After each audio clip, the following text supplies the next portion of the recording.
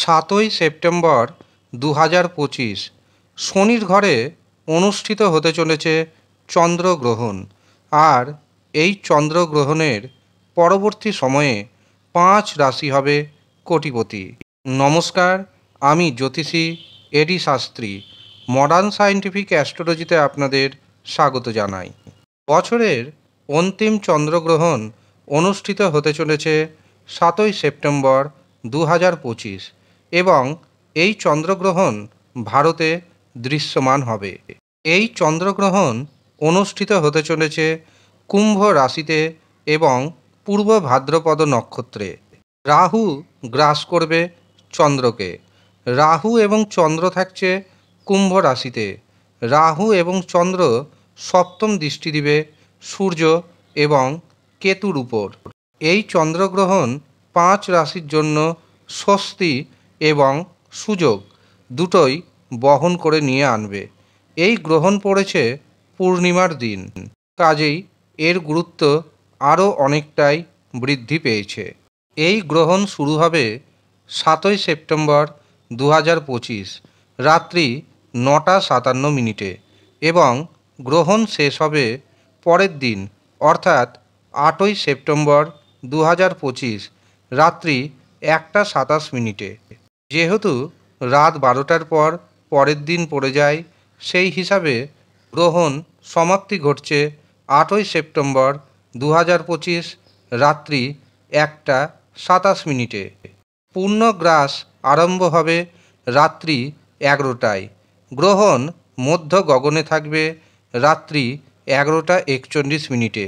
পূর্ণগ্রাস সমাপ্তি হবে রাত্রি 12টা 23 মিনিটে। এই গ্রহণ থাকবে 3 ঘন্টা 30 মিনিটের জন্য।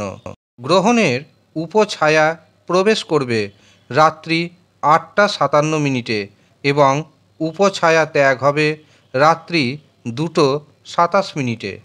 এই গ্রহণের গ্রাসমান থাকছে 1.368। হিন্দু পঞ্জিকা অনুযায়ী চন্দ্রগ্রহণের সূতক সময় শুরু হয়ে যাবে 9 ঘন্টা আগে, অর্থাৎ দুপুর 12টা 57 মিনিটে শুরু হয়ে যাবে চন্দ্রগ্রহণের সূতক সময়।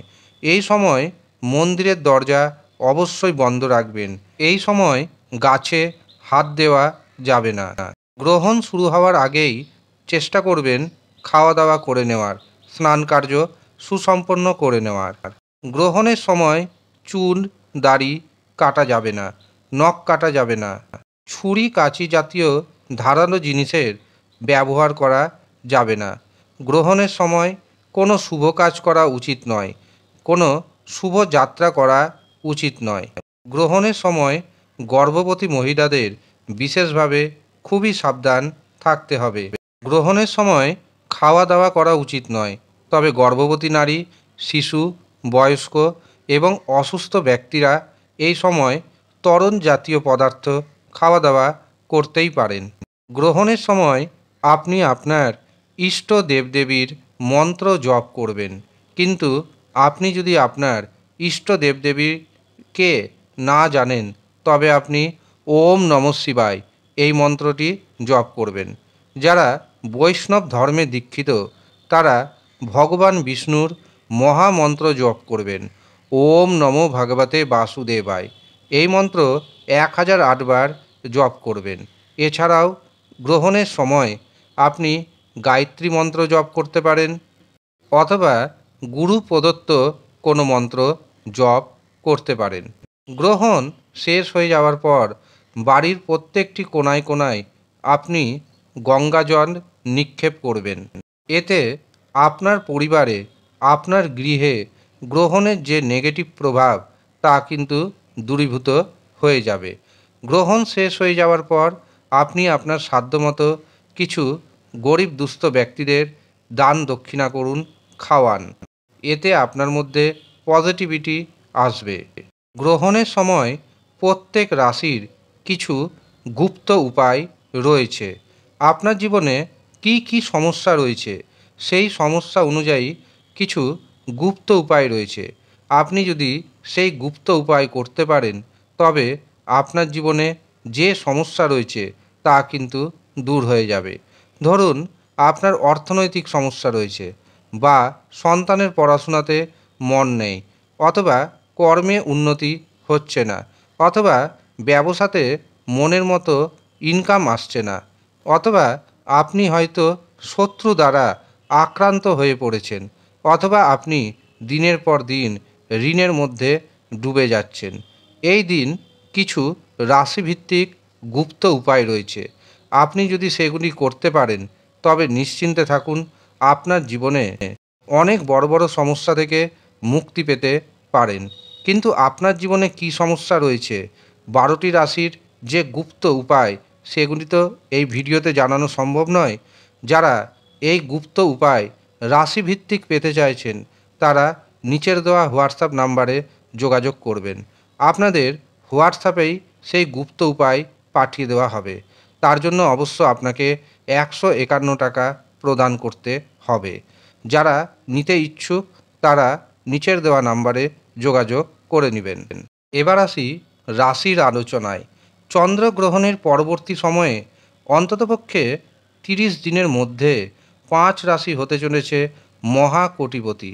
অবশ্য আপনার জন্মছকে তেমন বড় ধরনের যদি গ্রহদোষ না থাকে, এবং আমি যে 5 রাশির নাম জানাচ্ছি আপনি যদি সেই 5 রাশির মধ্যে পড়ে যান তবে 100% আপনি হয়ে যেতে পারেন মহাকোটিপতি।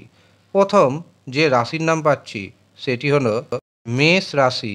মেষ রাশির একাদশভাবে সংগঠিত হচ্ছে এই চন্দ্রগ্রহণ, আর একাদশ ভাব নির্দেশ করে সাকসেসকে।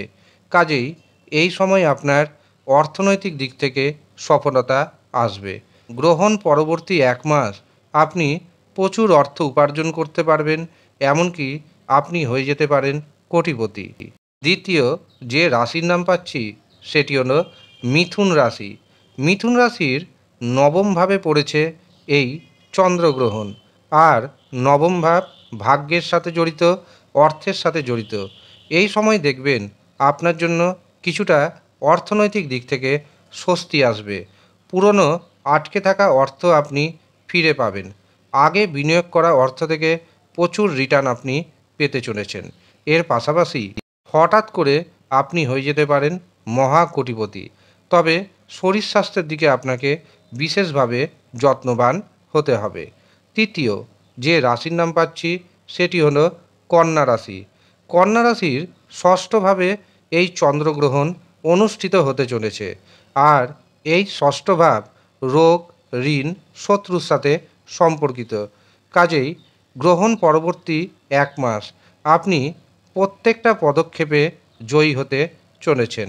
কর্মক্ষেত্রে কঠোর পরিশ্রম যদি করতে পারেন, সঠিক সিদ্ধান্ত যদি নিতে পারেন, আপনাকে কোটিপতি হতে কেউ আটকাতে পারবে না। এই সময় ধৈর্য রাখার প্রয়োজন রয়েছে, কিছু ক্ষেত্রে সতর্ক থাকুন। এই সময় শত্রুকে পরাজিত করতে আপনি সক্ষম হবেন। ঋণের পরিমাণ বা ঋণের বোঝা 30 থেকে 35 ভাগ কমাতে সক্ষম হবেন। এমনকি হঠাৎ অর্থপ্রাপ্তি যোগ রয়েছে, সেখান থেকেও আপনি হয়ে যেতে পারেন কোটিপতি। চতুর্থ যে রাশির নাম উঠে আসছে সেটি হলো বৃশ্চিক রাশি। বৃশ্চিক রাশির চতুর্থভাবে তৈরি হচ্ছে এই চন্দ্রগ্রহণ। চন্দ্রগ্রহণের অন্ততপক্ষে 30 দিনের মধ্যে আপনি সম্পত্তিগত বিষয়ে কোনো না কোনো সুখবর পেতে চলেছেন। এই সময় আপনি যদি যানবাহন কিনতে চান তবে আপনার সেই স্বপ্ন পূরণ হবে। কর্মক্ষেত্রে উন্নতি হবে, এমনকি ধর্মীয় ভ্রমণের যোগ তৈরি হচ্ছে। কর্মক্ষেত্র থেকে আপনার কোটিপতি হওয়ার যোগ নিশ্চিত। পঞ্চম এবং শেষ যে সৌভাগ্যশালী রাশির নাম জানাবো সেটি হলো ধনু রাশি। ধনু রাশির তৃতীয় ঘরে এই চন্দ্রগ্রহণ অনুষ্ঠিত হচ্ছে। এই তৃতীয় ভাব সাহস, পরাক্রম, ভাই বোন, যোগাযোগের সঙ্গে সম্পর্কিত।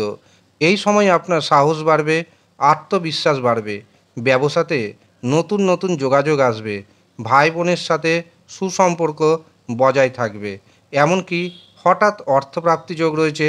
হঠাৎ অর্থপ্রাপ্তিতে আপনি হয়ে যেতে পারেন হঠাৎ করেই কোটিপতি।